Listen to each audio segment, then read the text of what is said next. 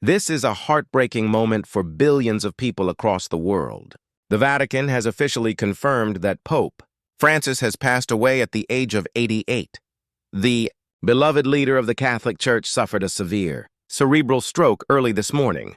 Despite immediate medical intervention, the stroke led to a coma and ultimately irreversible heart failure. He was pronounced dead at 7:35 a.m. local time at the Vatican. Just yesterday, on Easter Sunday, Pope Francis made what would be his final public appearance. Seated in a wheelchair, frail but determined, he gave the traditional Urbi et Orbi blessing in St. Peter's Square. Thousands of faithful had gathered, unaware it would be the last time they would see their spiritual shepherd.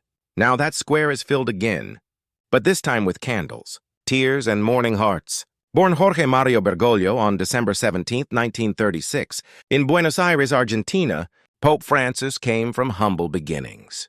He worked as a nightclub bouncer, a janitor, and later as a chemistry technician before entering the seminary. He was ordained in 1969, became Archbishop of Buenos Aires in 1998, and was elevated to cardinal in 2001 by Pope John Paul II. When he was elected to the papacy in March 2013, he chose the name Francis after St. Francis of Assisi, signaling his deep commitment to humility, poverty, and care for the marginalized. From the very beginning, Pope Francis broke with tradition. He refused the luxurious papal apartments, choosing instead to live in a simple guest house. He shunned opulence, traveled in a Ford Focus, and made headlines for washing the feet of prisoners, immigrants, and even Muslims during Holy Week. The news of his death has sent shockwaves around the world.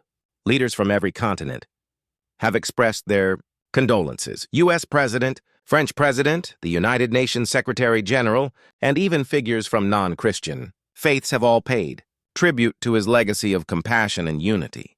In Buenos Aires, thousands have gathered outside the cathedral to honor their hometown son. Inside the Vatican, preparations are underway for the 9-day mourning period. Known as the Novem Diales, bells have rung out from St. Peter's Basilica, and a black mourning banner now flies over the Apostolic Palace.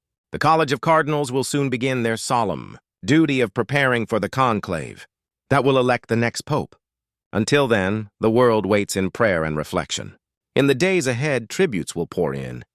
Masses will be held in every corner of the earth, and people of all faiths will remember a man who tried to bring a little more light into a world that desperately needed it. Thank you for watching. Please take a moment to share your thoughts, prayers, or memories of Pope Francis in the comments. And if you found this video meaningful, consider subscribing for more in-depth reflections on world events.